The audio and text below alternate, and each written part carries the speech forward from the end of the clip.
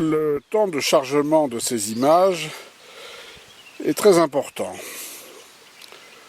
Alors faut-il parler plus vite, à toute vitesse, comme on fait d'habitude? Je ne crois pas. En revanche, il va falloir faire de plus en plus court pour parler de choses très importantes, ce qui est particulièrement difficile. Les humains ont toujours circulé sur la planète.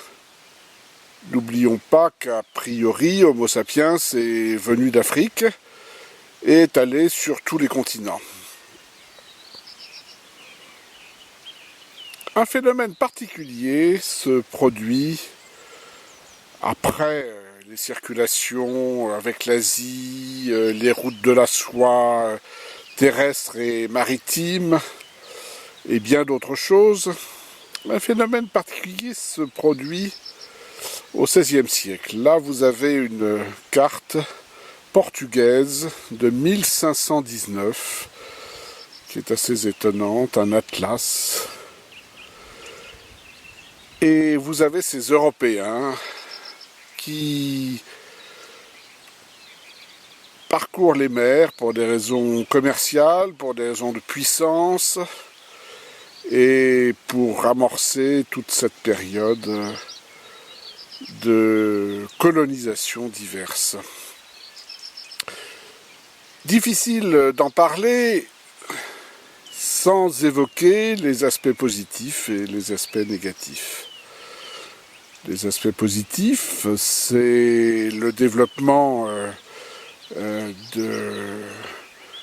des sciences, l'observation de la nature, le fait de garder des traces, et puis les aspects négatifs, c'est destruction des cultures.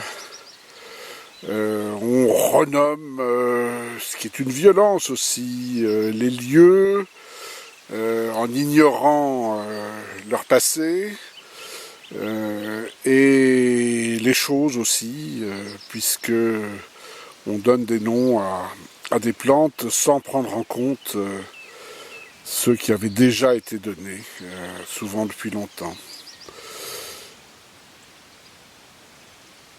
Ce grand mouvement,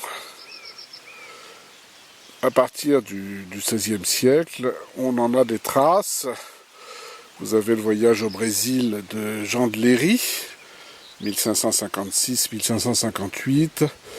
Et puis on va passer rapidement, on est obligé, sur des grands personnages, James Cook, Bougainville.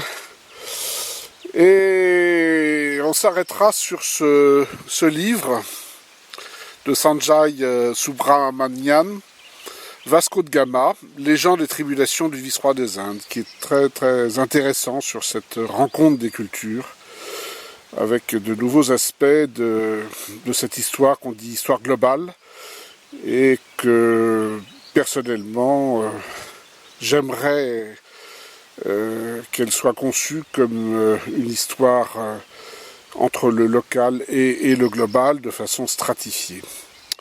Mais c'est un autre débat.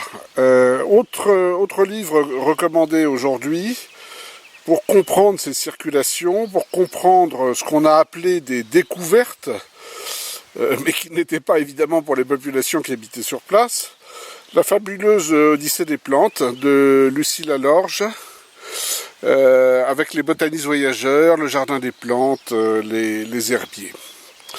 Et puis, nous terminerons par un personnage évidemment tout à fait exceptionnel, et cette très jolie édition des essais de Michel de Montaigne,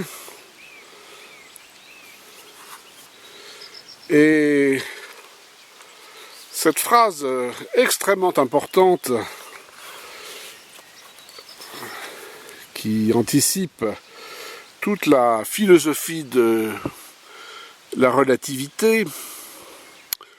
Or, je trouve, pour revenir à mon propos, qu'il n'y a rien de barbares et de sauvages en cette nation, à ce qu'on m'en a rapporté, sinon que chacun appelle barbarie ce qui n'est pas de son usage.